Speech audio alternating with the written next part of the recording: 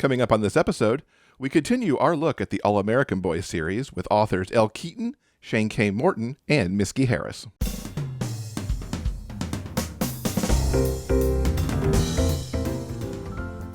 Welcome to episode 371 of the Big Gay Fiction Podcast, the show for avid readers and passionate fans of gay romance fiction. I'm Will, and with me, as always, is my co-host and husband, Jeff. Hello, Rainbow Romance reader. It is so great to have you back for another episode of the show. So, in case you haven't heard, Jeff and I started a little something called the Rainbow Romance Reader Report. It is the new official newsletter of the show. When you sign up, you'll get updates about what Jeff and I have been up to, like what we've been reading. We're also going to give you the latest news about new releases and upcoming titles, as well as a peek at what's coming up on the show. And for everyone that does sign up, you'll get a free collection of reviews and recommendations of books for readers of our genre. Contemporary, historical, even holiday stories. We got suggestions, a whole lot of them. If you'd like to sign up for the Rainbow Romance Reader Report, all you have to do is go to biggayfictionpodcast.com/report. So in our last episode, we talked with author Casey Cassidy, who also writes as Sierra Hill. And it's as Sierra Hill that the All-American Boys series was created. There's been a couple of releases of that series that are male-female focused. And for this latest series, Sierra decided to create an all-gay romance series. So we've got 9 new books that are out there, all set in Stony Brook, Maine, with a tall ship festival to attend. And it's been really fun this week spotlighting these books. Yeah, the summer festival serves as a wonderful backdrop for each of these stories. And I don't think you could have picked a festival that I would enjoy more than the Tall Ship Festival, because even when we were in New York, I remember there was one spring or summer or something where a whole bunch of tall ships moved down the Hudson River, and I was absolutely enamored by the whole thing. So I would like to go to this festival, if nothing else, and meet all these people that are in these books. So in addition to Casey Cassidy's book Pretty Boy, we've also got Green-Eyed Boy by B.L. Maxwell. In this one, after driving cross-country, food festival enthusiast Billy may have found his perfect match in Lance, a lobster roll food truck operator. What festival doesn't need food trucks? I mean, that's kind of a wonderful choice to have along for the ride, is to bring some foodies together, because you got to have good food. And of course, in Maine, so many of these books have some aspect of lobster in them, because of course it's Maine. So yeah, that's a good one. Also on deck as part of the series is Sailor Boy by Chris Jason. Single dad Kendall wants to share the fun of boating with his young daughter at the Tall Ships Festival. To that, add Jeremy, a handsome sailor, and it just might be the perfect summer for all of them. Single dad, boats.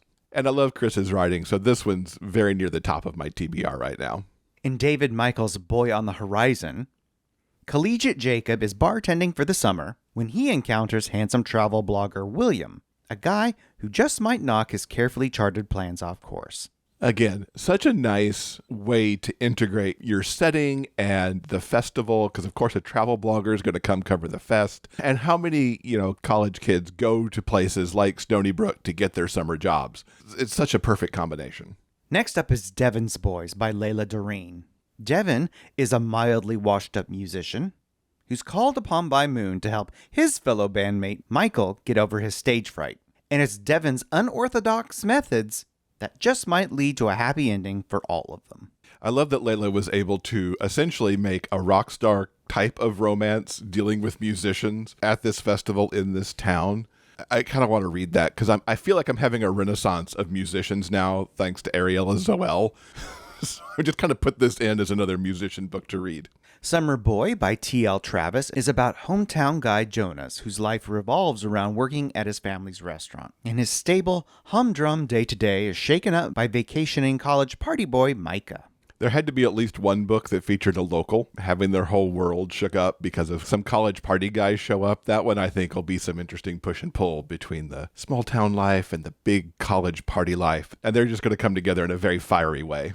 And in case you missed our discussion last week with Casey Cassidy, her title, Pretty Boy, is about a world-traveling male model named Finn who returns home to prove something to his dad and ends up finding love with Lobsterman Mason. Another good look at the people who live there locally, finding love in their town during the Tall Ship Festival. Now, of course, we mentioned there are 9 books in this series, so there are still 3 to talk about, and these we're going to hear directly from the authors about. Shane K. Morton is going to talk to us about The Boy Is Mine. Miski Harris is going to give us all the details on Boy Overboard. And Elle Keaton's going to tell us about Not a Boy.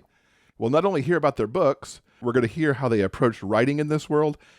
We'll also talk to them about their other recent releases and what's coming up next for them. I am Shane K. Morton. I write romance, some LGBTYA, gay cozy mystery, and then under my dark pen name as Sean Asensalt, characters you love to hate. Who love to hate. That's a brand tag right there. I should use that. Tell us a little bit about your entry in the All-American Boy series with The Boy Is Mine. The Boy Is Mine is my 80s fantasia of bringing kind of that young 80s movie like Can't Buy Me Love and that kind of stuff into kind of what that might be in today's world. It starts off with a man who's just getting ready to go into his senior year of college, who comes back to his small town of Stony Brook, Maine for the summer. And he hasn't returned since he graduated because the town really holds a lot of past kind of ill will and trauma in his brain. He wasn't well liked in high school and was teased and kind of bullied a lot. And of course, the person that bullied him the most was the person that he had his first crush on. So it's kind of what happens when these two characters meet, 6 years later, and how they kind of overcome the past while forming some kind of relationship in the now. But, the past always creeps back in, and it's not dark. That makes it sound much darker than it is. It's actually very light, very sweet, very fun. I mean, all of the books take place during the Tall Ship Festival that Maine has.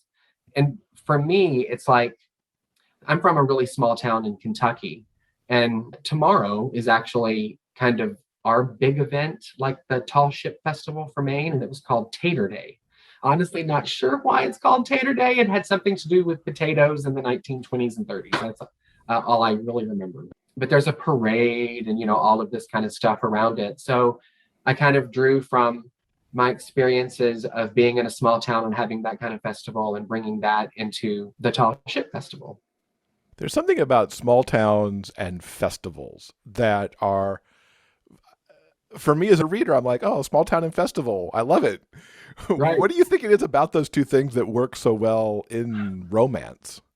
Well, I think it's like a blanket that you pull over yourself. Like we all have, anyone from a small town has some kind of small town experience like that. Not every small town, but most small towns have some kind of event that brings the town together in some way. 4th of July, the fireworks celebration, or some strange thing like Tater Day or the Tall Ship Parade. And I mean, Hallmark has made an entire genre out of the small town event gathering, so it's comfortable. It's something that we can understand and kind of embrace, I think. And then you bring in the whole 80s sort of nostalgia thing and updating the 80s to now.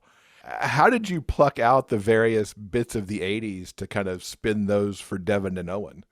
80s movies always had, you look at one 80s movie, you look at 5 80s movies, and there is something so similar about the way that they were constructed, right? And I'm a child of the 80s. So for some reason, when I started writing this book, I just kept going back to things like Can't Buy Me Love and little bits and pieces of things like The Breakfast Club and 16 Candle, little things that just kind of rang true to me for the story.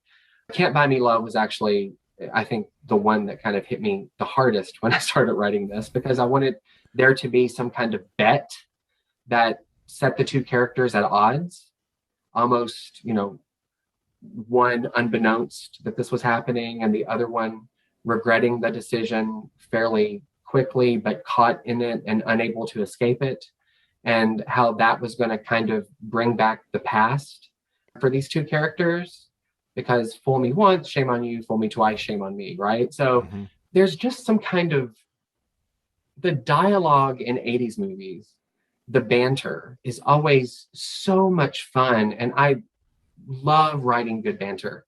So I just kind of let my inner 80s child flow while I was writing this. I watched a few movies to kind of get me back into it, which is never a problem. I love watching those 80s, 80s teen comedies are still my jam. So I went back, watched a few of those, and then just let these characters go and kind of just start talking to me. And thankfully, they talked a lot. The banter in the book, I must say, I'm very happy with it. So it's lots of fun. My characters both have a very quick wit and they use it a lot. So, what was your favorite scene to write in The Boy Is Mine? There's the scene where Owen picks up Devin for a date. It's their second date. And Devin starts letting his guard down. And it was really the banter scene as they drove on their way to the date that probably made me giggle the most while I was writing it, because I just thought it was so funny from both characters' perspectives, trying to keep up with each other and then one up each other as they went along. That was probably my favorite scene. My second favorite scene, I don't want to give anything away, but it takes place on a softball field. A lot of 80s movies have that grand gesture, right? And The Boy Is Mine also has a couple different grand gestures that work on various levels, of course, or don't work on various levels. And I will say that there is a grand gesture on a softball field that has also some very great banter in it as the two characters try to figure out how to move past, or if they're going to be able to move past what has happened. So that was also a lot of fun to write. Very cool. Grand gestures, always one of my favorite parts of the book, just to see what's going to be the grand thing that needs to happen to, make the people come together. And I love when they don't work. Like, I love to kind of turn that and make the grand gesture almost be the worst thing that you could have done sometimes. That just drives up my angst level when that happens. It's a little angsty, but it's not very angsty, I promise. Just a little bit of angst that creeps in. What excited you about being part of the All-American Boy series? When they asked, I love I love the name of the series. I feel like that a lot of my romance books, I am writing about the All-American Boy to begin with, because that's my experience, right? So when they asked me if I wanted to be a part of it, I went back and looked, and I thought the covers looked lovely, and I loved the concept and the idea of this small town in Maine, a place I had never written about, but had enjoyed a couple of different summers there. And then the Tall Ships Festival it sounded so beautiful, and this kind of large event that when you live in a small town, those kind of large events take over everything, right? So I just thought it sounded like a really fun project. And I didn't really realize what I was going to write for a while. I was busy with my cozy mysteries and getting those out. And then when I finally sat down and started really thinking about what it was I wanted to write for this, these characters just kind of popped out of nowhere. And I felt like they fit really well in the concept of that all-American boy. It's really great when the characters just go, here we are. Yeah.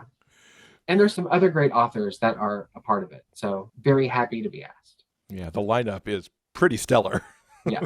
And it sounds like, working with the small town and working with the Tall Ship Festival, I mean, that kind of played right into everything for you, being able to utilize those elements too.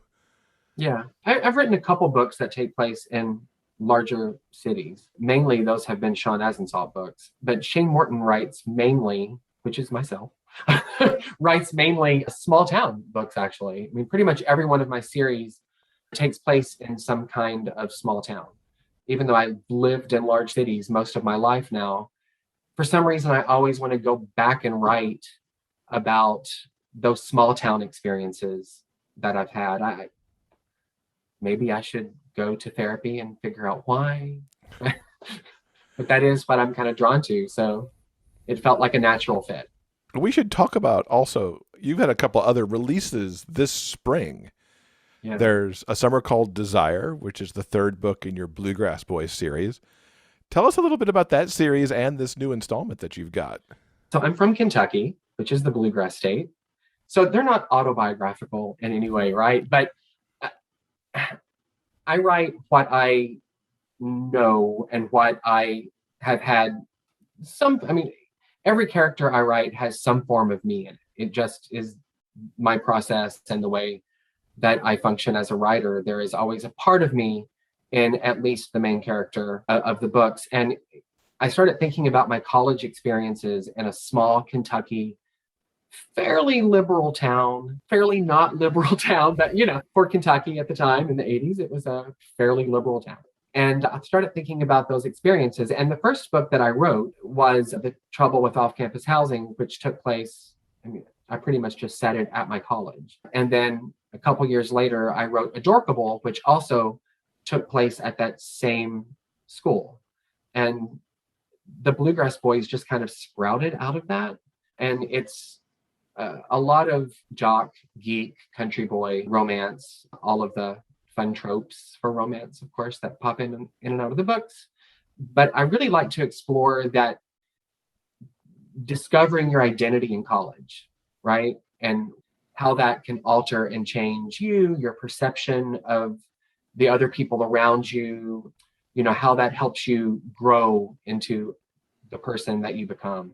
And in the 80s for me, 80s and early 90s, I came out of the closet in college, and pretty much every person that I knew that wound up being LGBT came out of the closet in college. And I started thinking about watching them grow and how they all, we all changed and bloomed into someone new. And so that's kind of the impetus of why I started writing Bluegrass Boys. And then it really is just a lot of fun, sweet romance, coming out of the closet and discovering that first love. The last book in the Bluegrass Boys series was a serial that I wrote for my newsletter in 2021. The last installment came out beginning of December, and I put it all together. Of course, wound up adding about 10,000 words to it. I discovered when I write a serial, I go back and look at it after doing it for really the first time. I went back and I was like, oh, wow, I really did kind of skip 2 chapters here. Like there's something, now that I know the full arc of the story, I want to go back and kind of rework lots of big pieces of it. But this is the first book in the series that actually doesn't take place at the college. It happens over summer break. And and it's really, really high heat. All the Bluegrass Boys books are pretty steamy, which is not always normal for me, but yeah. And then there's the 5th book in your drag queen detective series. What can you tell us about Victor and Harper dealing with a killer on a cruise ship? Of course, without giving away too many spoilers either. I love these characters so much. So they're gay, cozy mysteries. There is, of course, a romance element that, flows through the entire series, but it is Murder, She Wrote with drag queens. The 5th book is a lot of fun. It really gets back into, Victor had a little bit of a breakdown, identity crisis breakdown in the 4th book, which for a cozy mystery, I think was a little bit darker than normal. But I really felt like that's where the character had to go. And then this is kind of the deep breath that comes after that as they try to escape and go on vacation. And of course, someone just has to die, as is always the way it happens with Victor. No matter where he goes, a dead body seems to follow him now. I did a lot of research about cruise ships. It's like the Wild West. Like, there's no marshals, it's just security, the hired security that is there. And once you get so far off of port, like, there's no one to investigate the crime. But the captain he really is the law on the water, right? So the cruise could go on. He has Harper, who is actually a sheriff of a small town, investigate. And of course, he investigates with Victor, who is also hidden romance novelist Vicky Dean, in drag form, of course. I've had so many people, tell me how much they really enjoy the character. I mean, his 3 identities that he possesses that kind of make up his whole.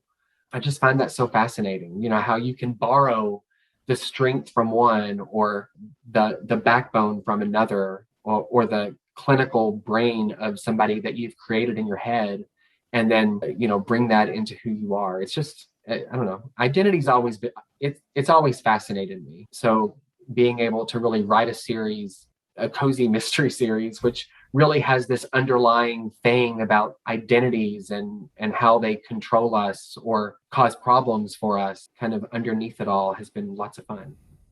Tell us something that you've read recently that you would recommend to our listeners. So I'm behind a lot.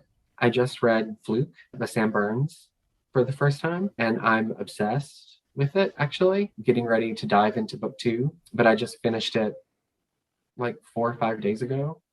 The new Only James series, I think book 5 is coming out recently. I'm not behind on that.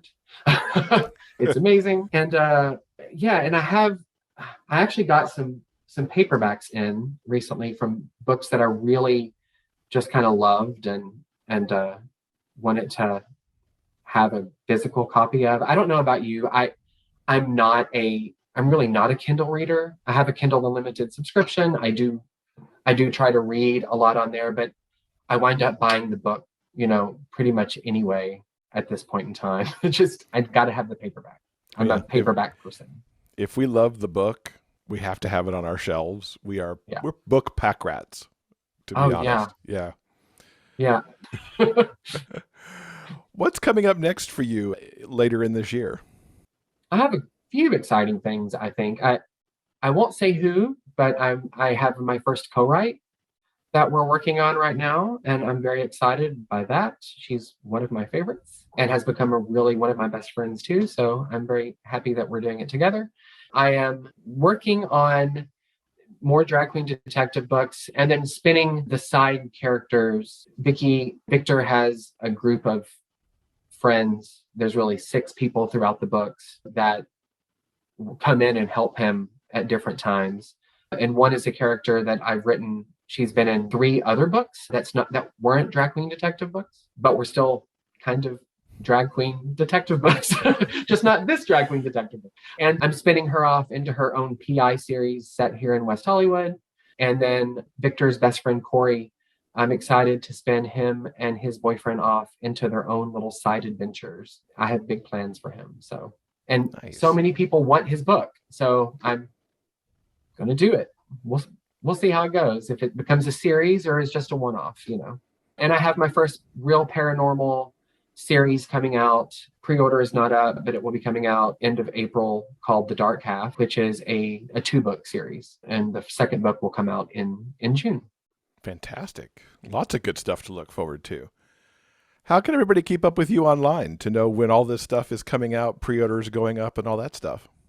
The best place is, of course, my Facebook readers group, which is called Shane's Sweet and Salty Readers, and my website, shanekmorton.com. It's always a little behind on the updating, but it does get updated eventually. Well, Shane, thank you so much for spending a little bit of time with us, and we wish you all the success with The Boy Is Mine and everything else you've got going on. Thank you, Jeff. I appreciate it. It's been fun being here. Hi, everybody. I'm Miski Harris.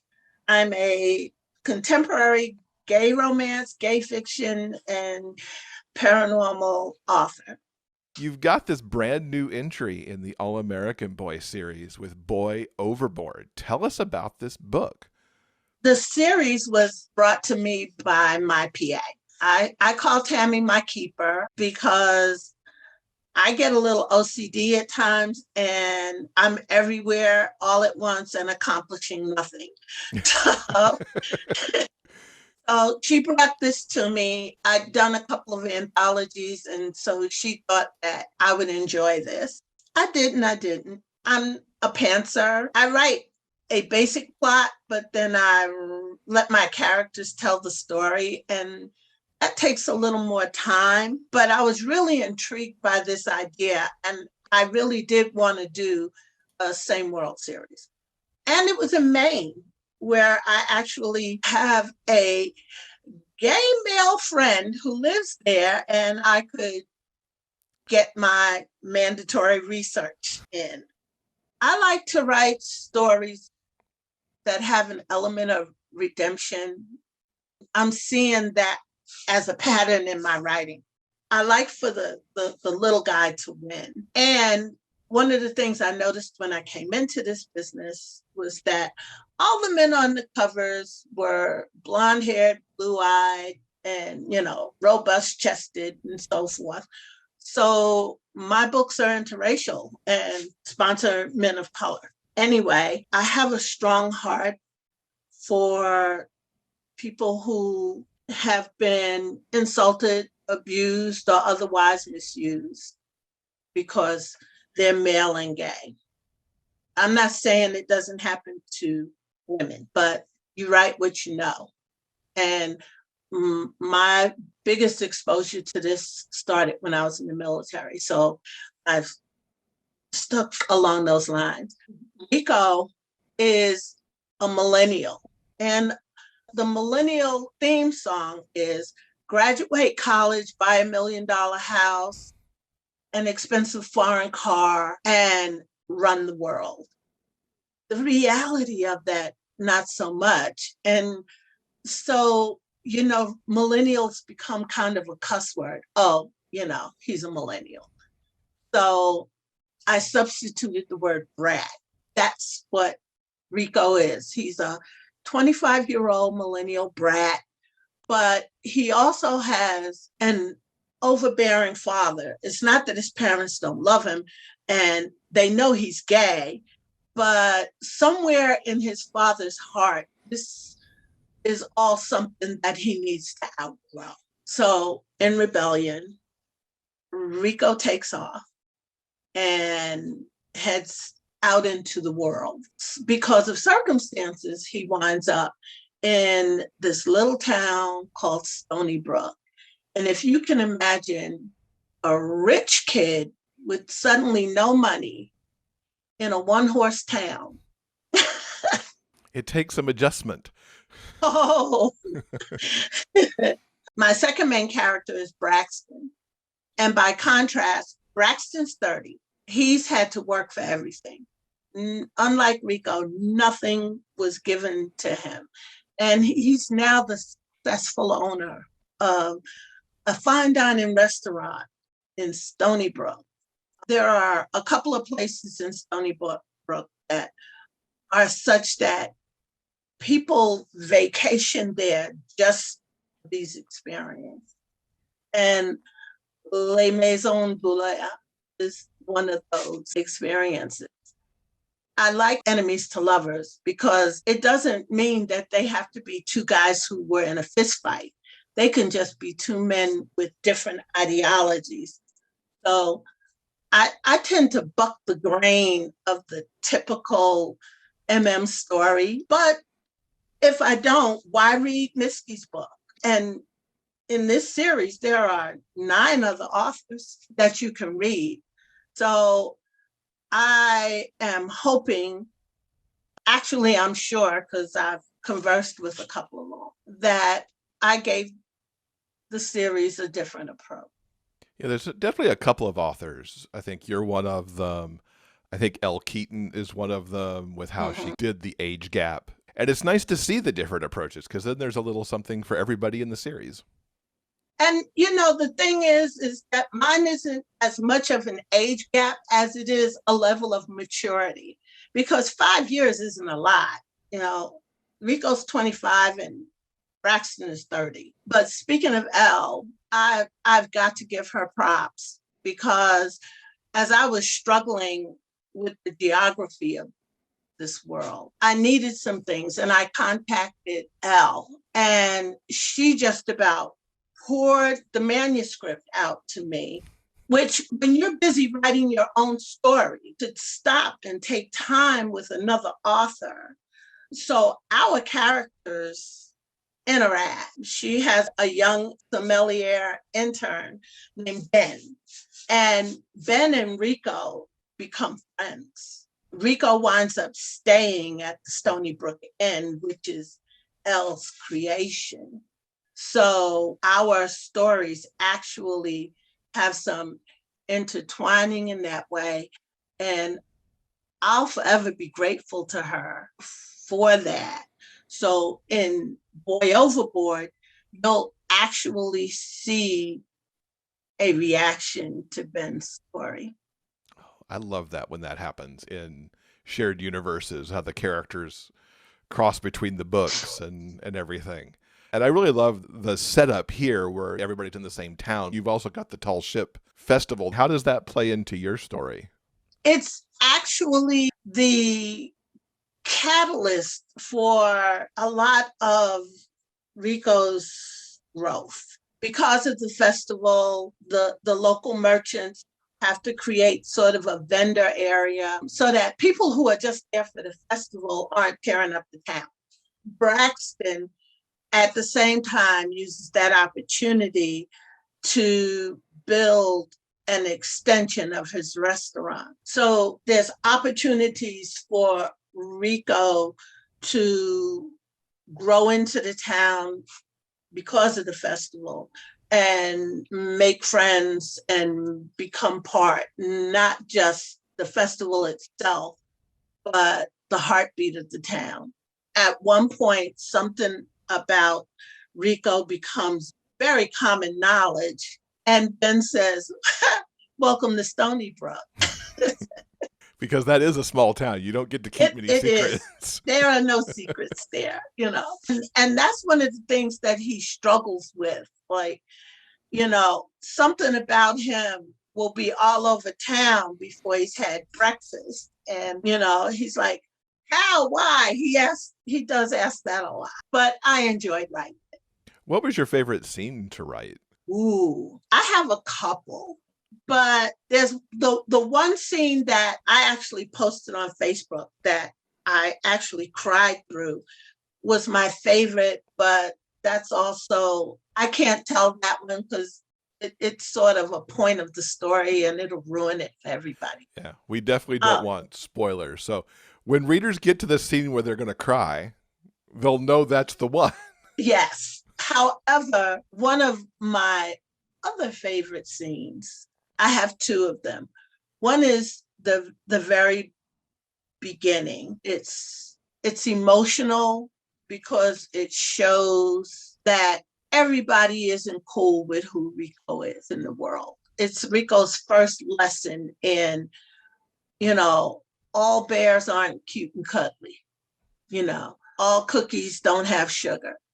That, you know, all those things that your parents always tell you.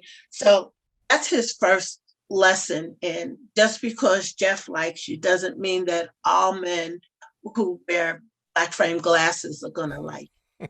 I think one of the more intense scenes is the first sort of erotic scene between Rico and Braxton. Braxton calls Rico a brat a lot, and Braxton's kinky. I'll allow that out, but he's not a dom, you know, and so I tried to address some things that I think people don't know.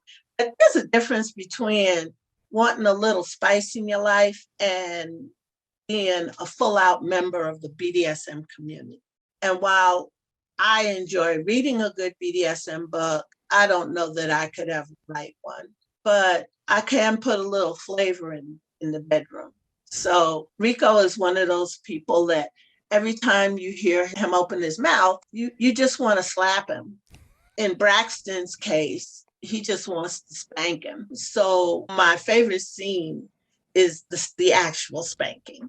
Rico learns a lot about the difference between looking something up on Google and experiencing it. And so, you know, Rico is like, he what? But wait a minute, isn't he supposed to? But is he really? So that was my favorite scene.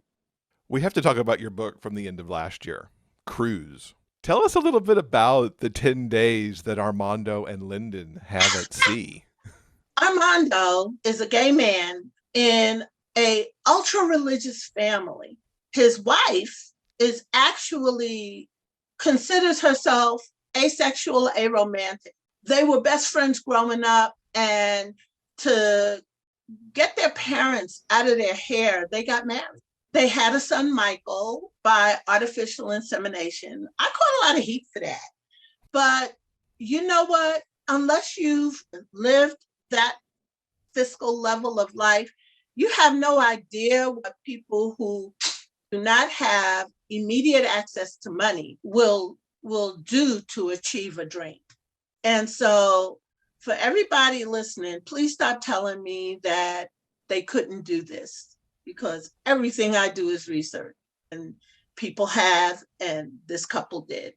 Anyway, Marta dies, and she's been sending Armando on these gay cruises every year as giving him a kitchen pass to go be who he really is for hiding her secret. I never do discuss what Marta does because she's deceased. As you can tell, there's a pattern there. I like tugging heartstrings right off the top. So the book starts with her funeral. Lyndon, on the other hand, is a uber busy architect and author. You know, he's that over-focused young man who has come out of a seriously bad relationship. The cruise that they're on is a real cruise. If you Google 2,000 gay men on a cruise, that's an actual cruise. It left Rome on my birthday, and I literally followed that itinerary. I Googled photographs and tour information, and so they did all this stuff.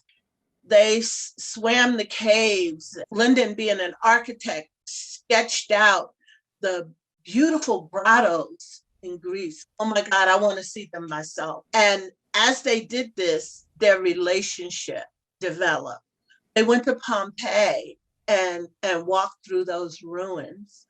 There's a stalker involved, and that's all I'll say about that.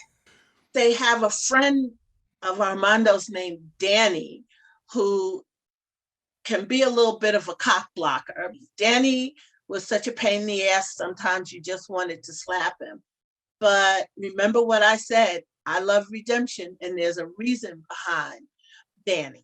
But that's not where the story ends. They get home. Armando has a face-off with his family, and Lyndon has a face-off with his past that really could have gone badly, but Lyndon's got a gun-toting mama. See, now I just want to read this book all the more. It's going to have to move up my TBR because you've given me so much more here than the blurb even has. Well, John Solo, who narrated my first two books, he forced that out at GRL. So I was glad the book was out because John said, well, I understand there's a mama that'll cut a bitch. And I said, nah, but she'll shoot a mother. So. I love John. John is amazing. He really is. And he was one of the first people to encourage me, you know, that what he really enjoyed was that I actually write romance and fiction and not erotica. He called it a bold move. But, you know, I'm 70. I can do whatever the hell I want these days. Yes, you can. And I have the good fortune of not having to write for the rent. So, spinning to something else, what is something that you've read recently that you would want our listeners to have a read at? Actually, Will has a new book coming out. It's called The Return. It's paranormal, and it's just right up my alley. Yeah, you Parker know? Williams, right? Yes. And the book releases on the day that we do this podcast. So the 14th of April. So happy birthday, Parker. I love you. He's another person who writes contemporary with an edge. And he's one of those you can't put it down authors. And I believe that if people pick up The Return, that's what's going to happen. I mean, seriously, I'm doing the final edits on Boy Overboard, and every night when I put that to bed, I was in my copy reading myself to sleep. That's all I can say because, again, this is release day. You know, the blurb speaks for itself. That's awesome to give a little release day love to Parker. And what's coming up next for you now that Boy Overboard's out? What more do we have to look forward to this year? Well, first I'm going to drink a lot of wine. I've got a couple of book signings coming up. The end of this month, I'm actually doing Authors and Dancers Against Cancer in Ohio and Romanticon in July. But in the meantime, my next book is Damage Controlled. It's been on the back burner for a while. It's book 3 and Don't Ask, Don't Tell. But there are 2 young men in my prior stories. One is Teddy, who everybody falls in love with. Teddy's a social worker who's also a drag. And the other is a young veteran who was in Collateral Damage. And because of the way the VA rates you, which isn't necessarily in line with the rating you got from the military when you're discharged. He has some PTSD issues, but his biggest issue is seizures. And that doesn't qualify him to receive a support animal 100% paid for. The military uses dogs. And almost every one of my stories has an animal of some kind in it. I love animals. This particular dog is a Portuguese water dog named River. So as in the romance, I'm going to bring Teddy, and I've tentatively named him David, together. But it's primarily going to be my airman story of, again, rebirth, rebuilding, and redemption, because that's what the Don't Ask, Don't Tell series is about. Coming out of the military damaged and being able to rebuild yourself, rebuild your life, and find love. Exciting that you're getting to continue that series. Yeah. Something to look forward to there. How can people keep up with you online? And, most importantly, to know when Damage Control is going to be able to come out. I'm on Facebook. I have a group, Miski's Mischief Makers. I keep it simple. My Facebook pages, personal pages, just Miski Harris. Same for Instagram and Twitter, which Tammy keeps up. I do have a webpage, and it's www.miskiharris.com. I keep it simple. There, you can sign up for my newsletter, which is really the primary place that I put everything. We will link to all of that in our show notes, along with all the books that we talked about. Miski, thank you so much for coming to talk to us about Boy Overboard. Thank you. I'm Elle Keaton, and I write romantic suspense and contemporary romance. For the most part. You're one of the many books arriving this month in the All-American Boy series, and you've played with the titling a little bit here with the title of Not a Boy. Tell us about this story. Well, Not a Boy is kind of what I call, I guess it's age gap positive. The younger character is a little more confident maybe than some, we've seen, or not, some of the other kind of like subgenres out there. He knows what he wants. He's going for it. And the other character, he's a definitely professional person, but he's had a little less luck in the love department and is kind of jaded and stuff. I want to say the tropes are, like I said, age gap positive, sort of opposites attract, just in age and profession. Son of the groom a bit comes in instead of father of the bride, son of the groom. Well, I am curious, what was your inspiration for the story of Henry and Ben? Okay, that's a very good question. I knew when Sierra and I talked that I wanted to use some spare characters from my Piedras Island series. I have 2 series that are on this island off Washington State, partly because I knew them better. And when I write, I find novellas, they're very challenging because you have a certain amount of space and you have to be able to fit in a good, solid story. I just feel like I needed to know my characters, and I already knew those 2 characters fairly well. So I was like, okay, it's going to be age gap. That's where I started. I had actually just met Henry. He appears in Real Danger. And I was like, oh, I really like him, but what can I do with him? How can I give him a story? And then I was looking around for cover because I couldn't find anything I liked. And I found this one through Christopher John for Not a Boy. And it was so perfect. And I realized right then that that's how I wanted the dynamic, this confident younger guy, and he's not like an alpha guy. He's just a confident person who's had his own troubles in life, but has come out and on top and is moving through his life. So that's where the inspiration came from. And you could tell that the guy on your cover has a story. He's just got that look that He does. He's got a story. Does. He's got something to say. He does. I just love this cover so much. I just adore it. And yeah, he's definitely, I hope I did it justice. What was your favorite scene to write between Henry and Ben? If that's something you could tell us without giving away spoilers. Ooh, that's such a good question. So I really had fun coming up with their first meeting, the first time that they saw each other, which is not going to give anything away because the back of the book says that they kind of run into each other, but I didn't want it to make it a kind of like wham bam thank you man meetup. I wanted it to be more like, oh, they tried a little bit to get to know each other. So that was fun. And I had fun kind of their back and forth banter with that. And another scene I really enjoyed writing was later in the book at the wedding. And I think readers will know that one. It's not between them, though. It's between Henry and another character. But I don't want to give too much away. No, we don't want spoilers. Tell us a little bit more about the series that this is connected to.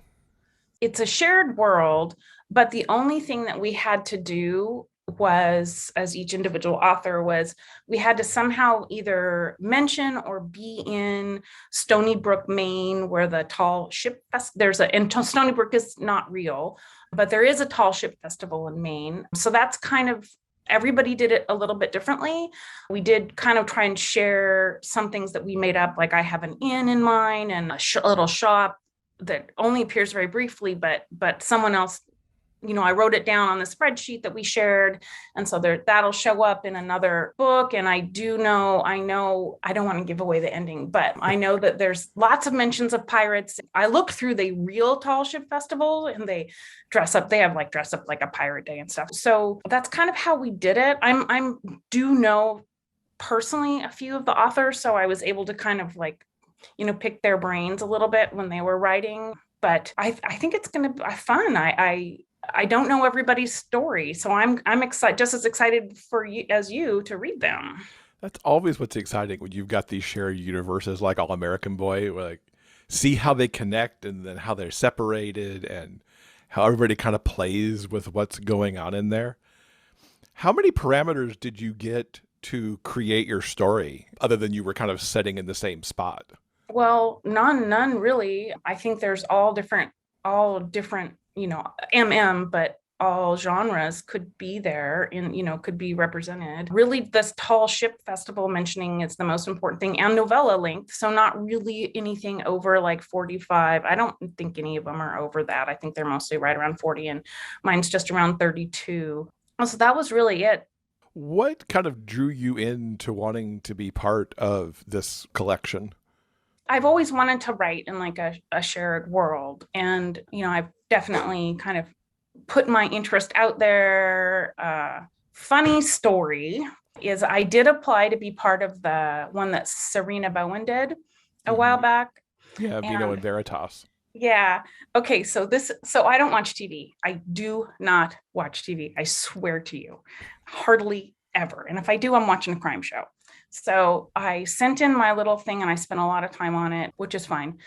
And then I was told no, which was also fine because I know a lot of people applied and I wasn't really concerned about that. But then like 2 months later, I was watching Schitt's Creek and I basically wrote the same plot line as the one where he sneaks into the cabin. I mean, like, it was scary. I'm looking at this going, oh my gosh, they think I didn't know, or that they also, I was horribly embarrassed, but also it was pure chance. So it was funny anyway, so I was really excited to be able to be part of this, the shared world. A lot of it is because, we all of us come from different places in the indie author writing world. And I love to be able to get my books out to other people who may just have looked at my books before and been like, oh, I don't think I want to read that. But now maybe because I brought in some of my characters and they'll be drawn to my stuff, and maybe my readers who come in for Not a Boy will be like, oh my gosh, I really want to pick up this Casey Cassidy or this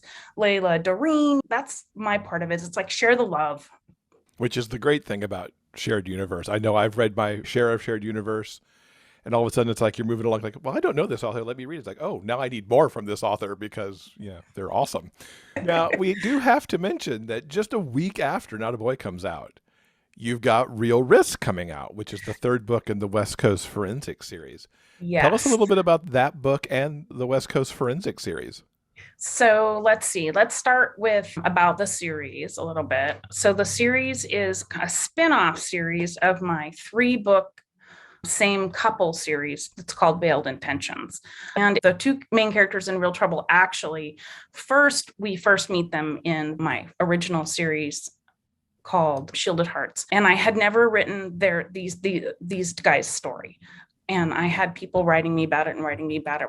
But I'm sure, as yourself, like sometimes it's just not the right time for that story. It just wasn't. Writing a 3 same couple series was very hard for me. I loved doing it, but it was hard.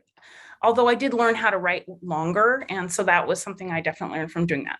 So anyway, I was like, oh, I want to do more in this universe, but I don't want to keep writing. I love these guys, but I'm done with them. I'm tired of being in their pocket. So I was like, okay, it's time for Danny and Soren's story. And so that's how, and I brought them to the island, and that's how it got started. And so Real Risk is a character, one of the characters have been around, both of them really, but the man on the front, who's Devin, he's been in since the very beginning of Veiled Intentions. You almost see him on the very first page. I can't remember it's the first page, but it's close. And he's a firefighter, the only paid firefighter on the island, because most of these little places, and for real, only have volunteer firefighters. So there's usually just one paid person. So he's the firefighter, and then of course, I have my West Coast forensics guys who I'm having slowly move up to the island because I'm tired of flying them back and forth. And right. And so Kimball is the other character, and he's in his late 50s. He was an ATF agent. He opened his own business with another character that we see off and on. And that's how they meet. Kimball comes up to the island to help investigate a series of fires. There's a lot of fire on my island. So don't burn the island down. After this. I know, right? So that's how they meet, and they kind of dance around each other for a while. They're not necessarily looking for a relationship with each other, for sure, right? And so basically fire's happening again, and it's arson, which is a really hard thing to investigate. Actually, I did a lot of my own research writing this book about arsonists and the psychology behind arson, the kind that's not for money, which is mostly what arson is. And even that is very hard to investigate and identify. That is how they meet and how they get together. And it's a longer story. It's a slow burn story, just because of who they are and how the story played out. And I really had a fun writing it. These guys made me laugh a lot, and it's like suspense, right? So that's really not the point, but they did make me laugh. So, well, you need those tension breakers too. Yeah, in those suspense books, whether it's humor or just the moment where they get to have a moment to themselves or whatever that is. It's right. To get that, like the one character, yeah. Like, so Devin, the character on the front, he's more, I don't want to say laid back, but he definitely has a worldview that's just like whatever happens. And he doesn't spend a lot of time worrying about stuff. And then the other guy is like, he's always dating inappropriate, way too, like, even not even just like years too young, but just emotionally too young of men. Right. And so that's a kind of a point that's they get a lot of mileage out of that, teasing back and forth and stuff. So that's fun. It was really fun to write. I have a few more pages of edits to do, but I'm super excited. Almost ready. Almost out the door. It's been sitting there for, I don't know, a long time. Since October, I guess, is when I started. Wow. Yeah. Is there anything else you can tease us about what's coming next a little later in the year, once Real Risk gets out there and everything? Well, I have another shared universe book, and I'm going to write a rock star book, which I have never done before. And I do have the cover image, but I can't show you. It's going to be in Road to Rocktober, and That comes out in October, I believe. It's a bodyguard romance, but it'll be fun. I'm super excited for it. And then in late September, I'll have Real Hazard, which is the one after Real Risk. So this is like, you heard it first. It's a gay for you, single dad, demisexual trope, and it's Foster. So if anybody that knows my stuff, it's Foster and then Dutch, who's a cook on the island and has this little girl named Hazel, which is kind of where I got Hazard from, but also there's other stuff that happens because there's always somebody, something happens and I don't want to give it away, but that's who it's coming. And I'm really excited. I've had these two simmering since I'm trying to think, like mid-December, I came up with this and I'm like, oh, but I have to write Real Risk first. I'm not very good I tend to be linear. And even though part of it like does happen at the same time of Real Risk, my writer brain says, no, you have to do this first. I'm very much the same. It's like one thing has to come after the other, and the other characters need to be quiet until I'm done over here.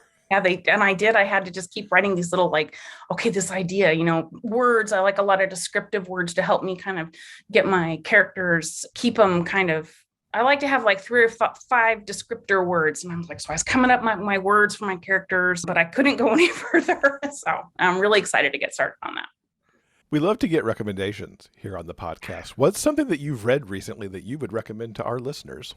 Well, let me tell you, I was on vacation last month for 11 blessed days out of my house, and I binged all of Jackie North's Farthington Ranch series. At that point, There were only 4 out, and I believe that 5 came out at my last day of my trip, and 6 came out yesterday. So I have not had time to read 6 yet, but they're really good. There's a great sense of place, like the actual ranch and the surroundings are character in the book. And I really enjoyed the different pairings. It was fun.